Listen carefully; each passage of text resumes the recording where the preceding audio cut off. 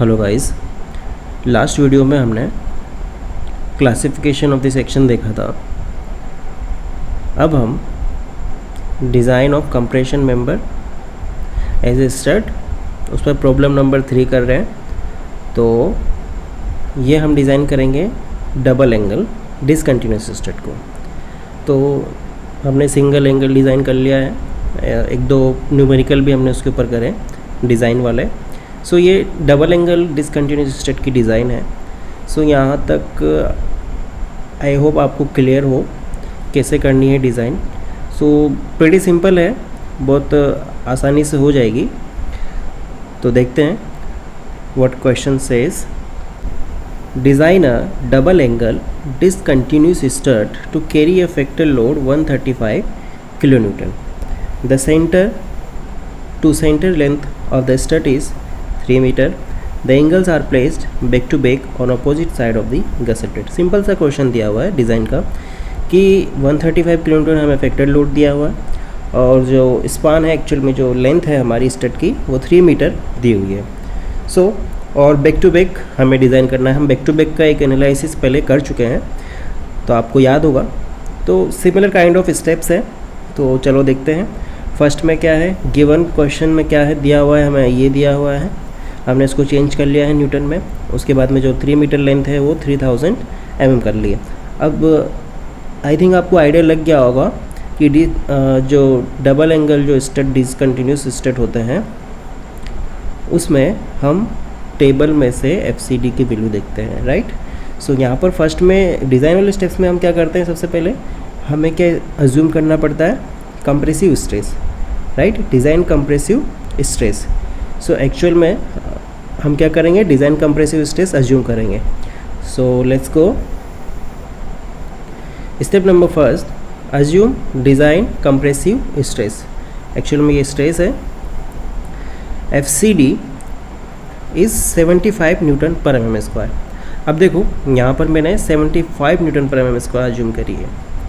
अब हमने क्या बोला था कि 90 अज्यूम करेंगे स्टड के लिए और 135 के अराउंड अज्यूम करेंगे कंप्रेशन मेंबर कॉलम के लिए, राइट। बट मैंने यहाँ पर 75 अज्यूम करी है। अब जैसे कि मैंने आपको बोला था कि अराउंड यूज़ करनी है, तो हमने लास्ट 2 क्वेश्चंस में 90 अज्यूम करी। तो यहाँ पर क्या करते हैं, हम 75 अज्यूम कर लेते हैं। आप 80 कर लो, 85 कर लो, लेट से हमने 75 अज्यूम कर ली है। So we know same step, PD is equals to AE multiply by FCD। So यहाँ से हम PD की वैल्यू रखेंगे ये वाली और AE हम निकाल लेंगे कि एरिया कितना है।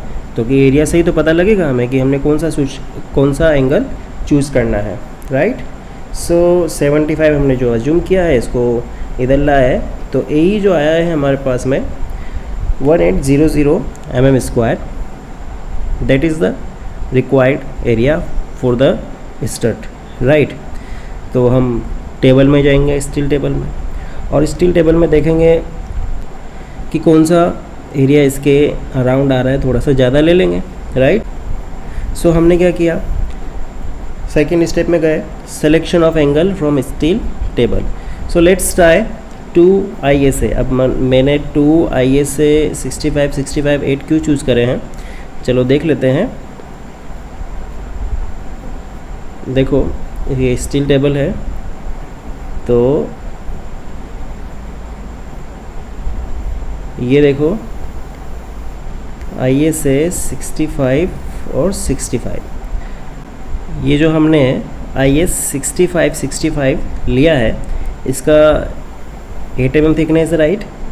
हम जनरली 8 mm और 10 mm थिकनेस का ही ले रहे हैं एंगल स्टड में, क्योंकि फिर जैसे ही कम लेंगे तो फिर वापस वो हमें रिवाइज़ करना पड़ेगा। तो इससे अच्छा है कि हम प्रीफर करते हैं कि 8 mm और 10 mm की थिकनेस वाले ही एंगल लें, राइट। तो इसका जो सेक्शनल एरिया है वो निकल के आता है 9.76 cm²। इसका मतलब है 976 mm²। ये हमारा एरिया है किसका, एक सिंगल स्टड का। अब हमें क्या है, डबल एंगल स्टड डिज़ाइन करना है, तो हमारा एरिया आया है 1800 mm²। तो हमें इसका डबल करना पड़ेगा सो अराउंड हो गया ये 2000 mm² के आसपास। सो हमने क्या करा, IS 65 8 mm थिकनेस का सेक्शन ट्राई कर रहे हैं, right. So let's go to the numerical here.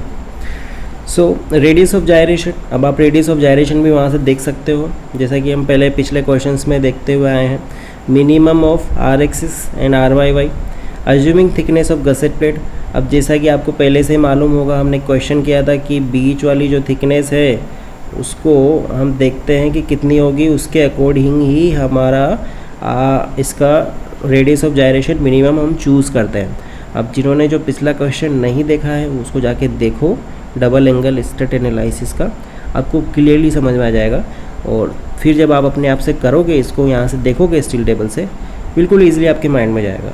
सो हमने, अब ये मैं इसलिए नहीं बता रहा हूँ क्योंकि आप जब खुद करोगे तो जल्दी आपको समझ में आएगा। तो इस वजह से रेडियस ऑफ जायरेशन जो है यहाँ से हमारी निकल के आती है 19.6 mm, राइट। अब जैसा कि आपको मालूम है, अब हमें क्या करना है, FCD की वैल्यू निकालनी है अकॉर्डिंग टू टेबल और स्लेंडरनेस रेशियो के रेस्पेक्ट में। सो हमें क्या निकालना है, अब slenderness ratio, that is called lambda. अब लैम्डा क्या होता है, effective length KL divide by radius of gyration. Radius of gyration निकालने का पर्पज़ क्या है, यहीं पर ही रखना होता है हमें।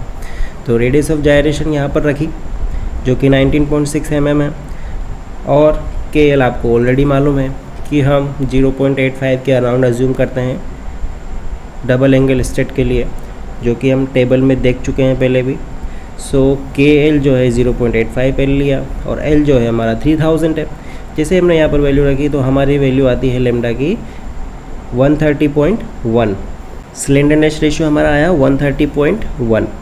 ओके, सो अब स्लेंडरनेस रेशियो से हम क्या निकालते हैं, FCD की वैल्यू। बट उसके पहले अब इसमें एक और स्टेप हमें करनी पड़ेगी, मतलब वो करते हैं हम स्टेप में, classification of the cross section. तो जो हमने लास्ट पे जो क्वेश्चन जो एग्जांपल किया था classification of the cross section, वो अब हम यहाँ पर करेंगे। तो अगर आपको याद होगा तो हमने जो एग्जांपल लिया था वो ये वाला लिया था, क्लासिफिकेशन ऑफ द सेक्शन, जिसमें हमने 65 और 8 वाला सेक्शन ही लिया था, राइट। तो उससे हमने जब इसका क्लासिफिकेशन किया था तो आपको याद ही होगा कि जो सेक्शन है हमारा वो सेमी कॉम्पैक्ट है। सो हमें ये बताना पड़ता है कि जो भी सेक्शन हम डिज़ाइन कर रहे हैं वो किस क्लास का है, राइट। तो हमारा जो ये स्ट्रट है वो कौन सी क्लास में आने वाला है, सेमी कॉम्पैक्ट क्लास में, राइट। तो सेमी कॉम्पैक्ट हमारा सेक्शन है। ओके, अब हम चलते हैं स्टेप नंबर 4 पर, compressive strength of the section. अब compressive strength of the section कुछ नहीं है, हमें FCD निकालना है डायरेक्टली फ्रॉम द टेबल में से देख के। अब टेबल में से देख के, जो कि हमारी टेबल नंबर 9 है, और लेमडा हमारा है 130.1, सो FY है हमारा 250। तो एक बार देखते हैं, देखें टेबल में, तो टेबल से हमने जब देखा तो ये है हमारी टेबल नंबर 9C। 9C क्यों, बिकॉज एंगल की जो बकलिंग क्लास होती है वो C होती है। तो इस वजह से हमारी जो वैल्यू आई है यहाँ पर 250 और ये है 130, तो 74.3 ये है 130 के लिए। अब यहाँ पर अगर हमें इंटरपोलेशन करना है तो जो वैल्यू आने वाली है 74.3 से स्लाइटली थोड़ी सी कम आएगी। तो जो इंटरपोलेशन करने के बाद में जो वैल्यू आती है हमारी वो आती है 74.22, राइट, आफ्टर द इंटरपोलेशन। सो हमारी जो FCD की वैल्यू आ गई। तो अब हमें क्या निकालना है, PD निकालना है। तो उससे हम चेक कर लेंगे कि सेफ़ है कि नहीं है। सो AE हमारा है 1950, डबल एंगल स्ट्रेट है, सिंगल एंगल नहीं रखना, दोनों का रखना है, टोटल एरिया। सो AD 1952 74.2, सो ये आता है 144.87, और जो हमारा जो फैक्टर्ड लोड दिया हुआ है वो 135 है, दैट इज़ उससे कम है। तो इसका मतलब है हमने जो डिज़ाइन किया है उसकी स्ट्रेंथ अच्छी है, ज़्यादा है, जो आने वाली है, अप्लाइड होने वाली है।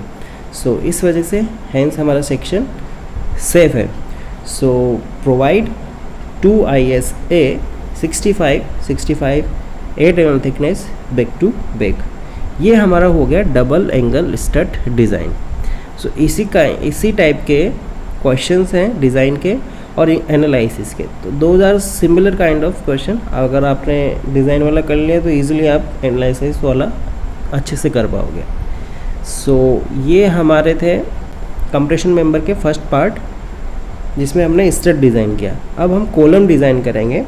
तो कॉलम में क्या क्या चीज़ें करते हैं ये हम नेक्स्ट वीडियो से देखेंगे। Thank you all.